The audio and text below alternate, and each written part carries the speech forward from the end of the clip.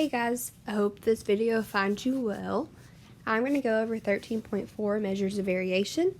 Our target, I can use measures of variability for numerical data from random samples to draw informal comparative inferences. So, this is part 4 of our stats unit. We're going to learn about what a measure of variation is. A measure of variation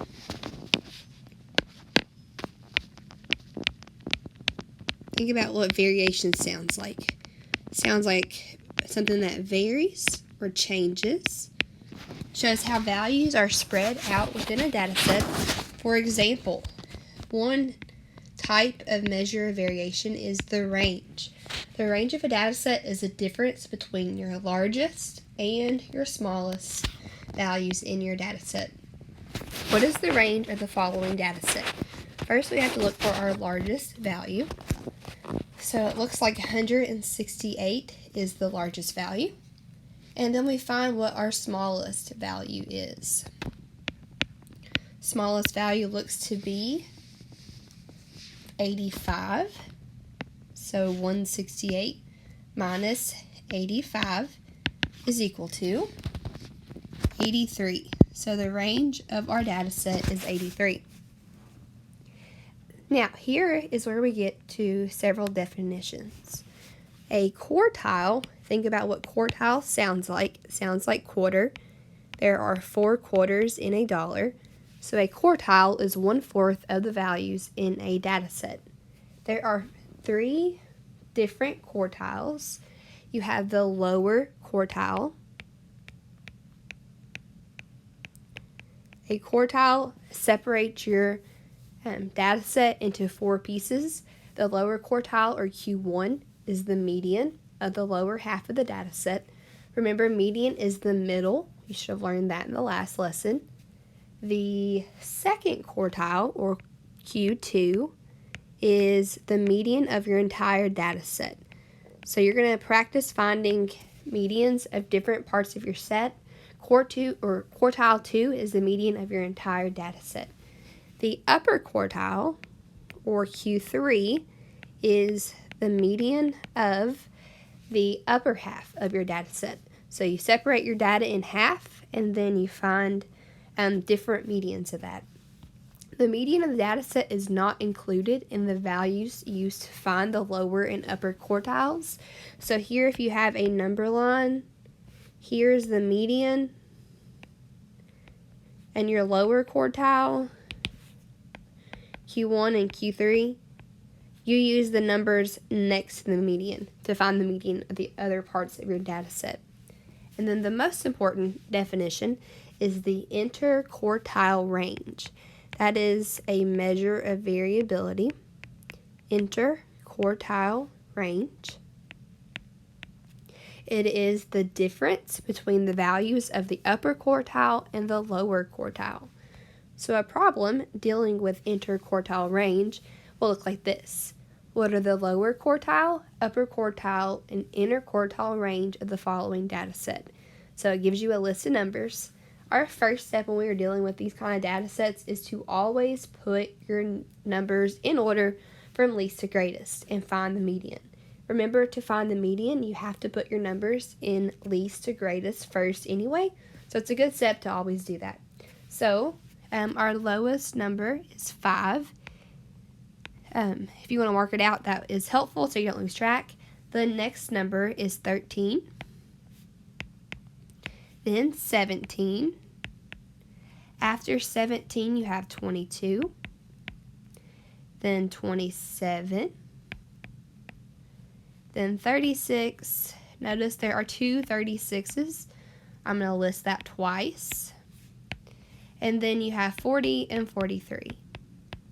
So after we have ordered the numbers from least to greatest, we are going to find the median. Remember, median means middle. To do that, I'm going to mark off the 2 far end numbers, 5 and 43.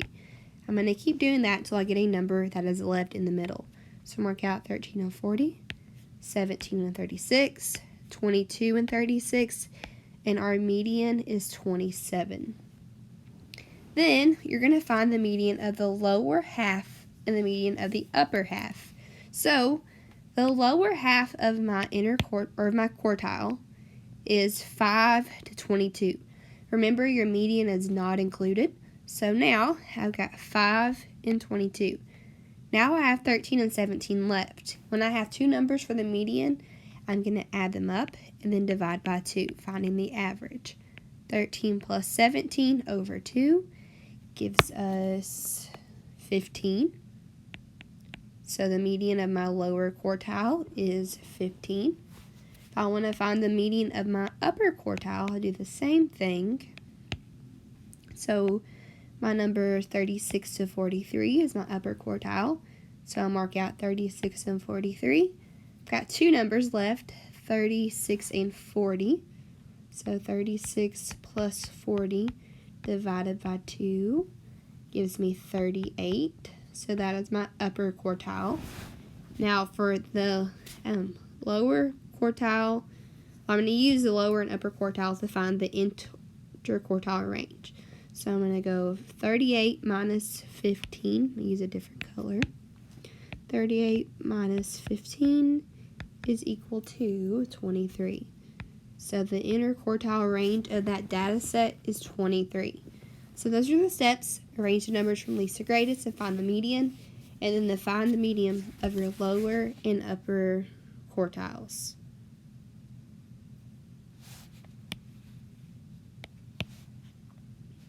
Next is another definition. A percentile is a measure that indicates what percent of the total number of values in the data set is scored at or below that measure. So think about when you went to the doctor as a kid, they talked about what percentile you were in height and weight. That's exactly what they were doing here. So if you're in the 99th percentile, that means that your height is, there are 99% of other people have a height that is at or below your measure. The pth percentile of a data set is a value for which at least p% of the items have this value or less. This also means that at least 100 minus p% of the items have this value or more. To find the pth percentile of a data set, you arrange the data in order from least to greatest. Like I said, you will do that as a first step for a lot of these items. Then you find the index, and we represent index with an I. The index is the position of the pth percentile in the ordered set by multiplying the percent. It is important that your percent is a decimal, which, remember, going from percent to decimal, you divide by 100, by the total number of values in the data set. If the product is not an integer, remember that is a whole number, you are going to round up. Then you find the data in the ith position. Here's an example. It says the following list represents the number of spelling words that the 15th student in Kieran's class got correct on the last spelling test. If the number of spelling words that Kieran got correct was at the 85th percentile, how many spelling words did she get correct? So, first, we're going to convert 85% to a decimal. To do that, I'm going to take 85%, divide by 100, which gives me 0.85, and then multiply it by the total number of values in that set. We know that there were 15, I think. Yeah, so the 15 students, so 0.85 times 15, that gives me 12.75. Since this is not a whole number, I'm going to round up to 13. So the number of spelling words that Kieran got correct is the 13th number listed. So notice here, this data set is already in order. So I can just count to 13, and that's how many words she got correct. So 1, 2, 3, 4, 5, 6, 7, 8, 9, 10, 11, 12, and 13. So Kieran got 24 spelling words correct. Good job, Kieran. If the product is an integer, the pth percentile is the average of the values in the positions I and I plus 1. So you may not always get a nice number.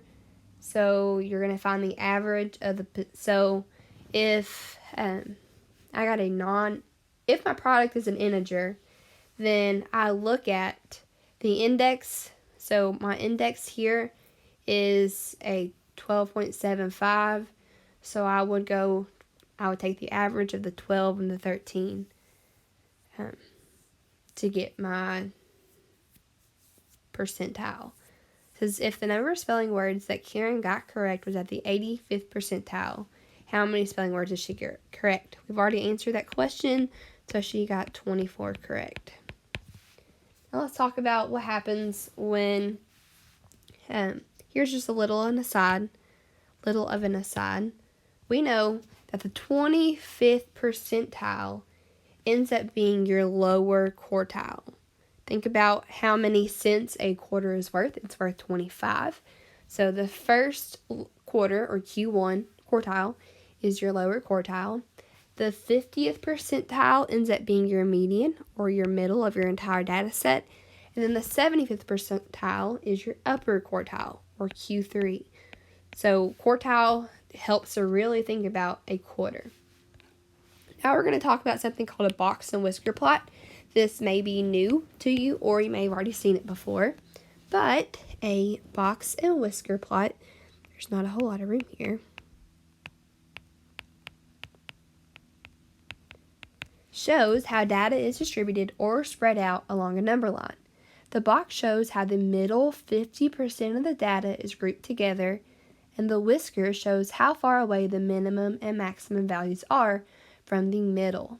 The plot also shows the median and the upper and lower quartiles of your data set. So we're going to use what we learned about upper and lower quartiles to help us with box and whisker plots. The following list shows the scores of the first 9 games for a high school basketball team. First, like I said, the first thing we always do is we want to order our data from least to greatest. So least looks like it's going to be 52. After 52, I have 53. Then I have 59. Looks like that's all of my 50s. So 61 is next. Then 62.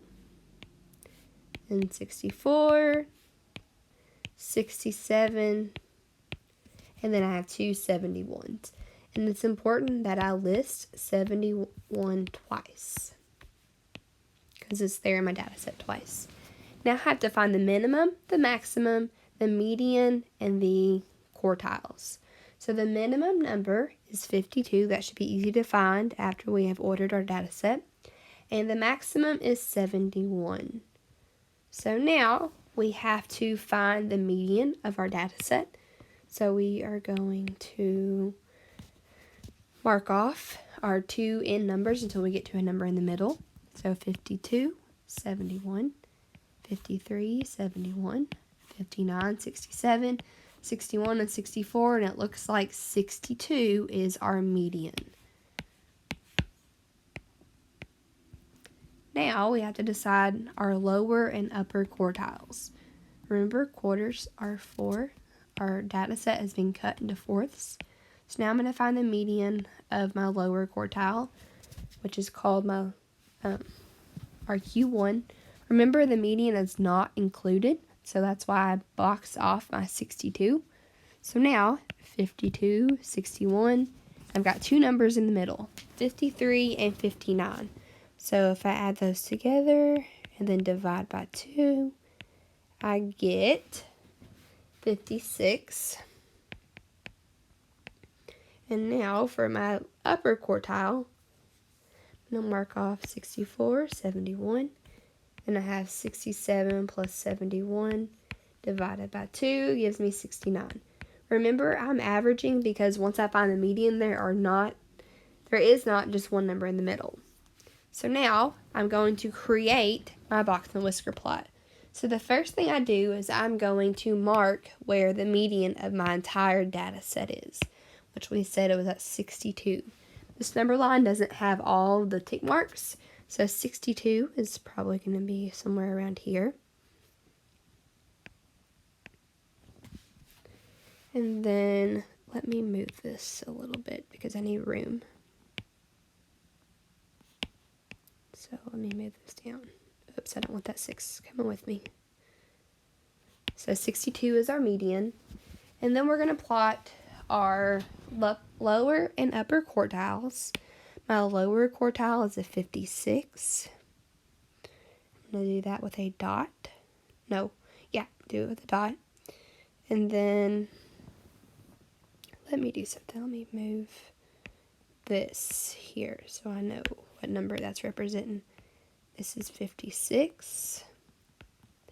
My upper quartile is 69, so it's almost at 70, but not quite.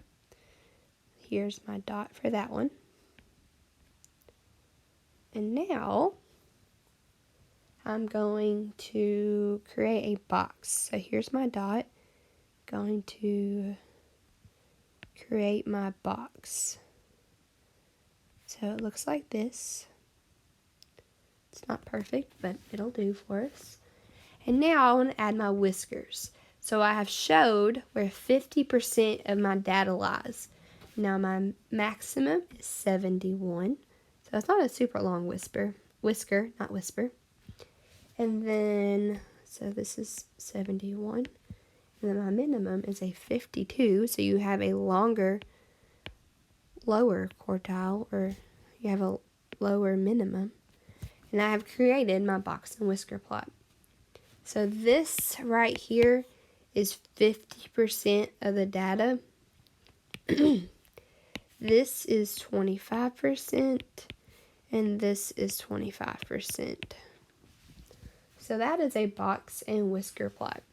You can draw conclusions about a data set by looking at the length of the box in your box and whisker plot. The shorter the box, the better the median is at describing the whole set. So if your box is spread out, then the median is not very representative. It still can be representative, but it isn't as representative of your entire data set. Hopefully this has made sense. There is a PowerPoint attached that goes along with the notes. I would encourage you to look at that. If you have any questions, as always, email one of your 3 math teachers. We will be glad to help.